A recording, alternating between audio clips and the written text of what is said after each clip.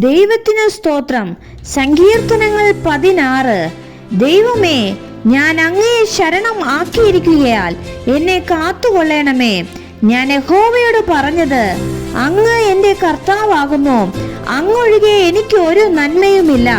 ഭൂമിയിലെ വിശുദ്ധന്മാരോ, അവർ എനിക്ക് പ്രസാദമുള്ള ശ്രേഷ്ഠന്മാർ തന്നെ. അന്യദേവനെ കൈക്കൊള്ളുന്നവരുടെ വേദനകൾ വർദ്ധിക്കും. അവരുടെ രക്തപാനീയ ബലികളെ ഞാൻ അർപ്പിക്കുകയില്ല. അവരുടെ നാമങ്ങളെ എൻ്റെ നാവിന്മേൽ എടുക്കുകയുമില്ല.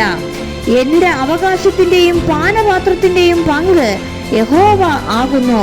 നീ എനിക്കുള്ള ഓഹരിയെ പരിപാലിക്കുന്നു. അളവുനൂൽ എനിക്ക് മനോഹര ദേശത്ത് വീണിരിക്കുന്നു. അതേ, എനിക്ക് നല്ലൊരവകാശം ലഭിച്ചിരിക്കുന്നു.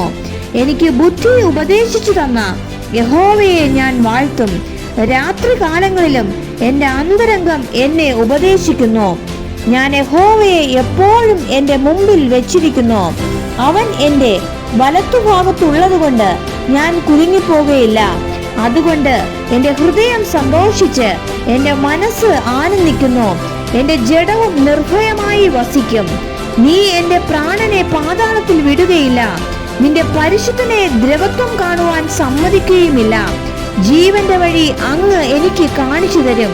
അങ്ങയുടെ സന്നിധിയിൽ സന്തോഷ പരിപൂർണതയും അങ്ങയുടെ വലത്തുഭാഗത്ത് എന്നും പ്രമോദങ്ങളുമുണ്ട്.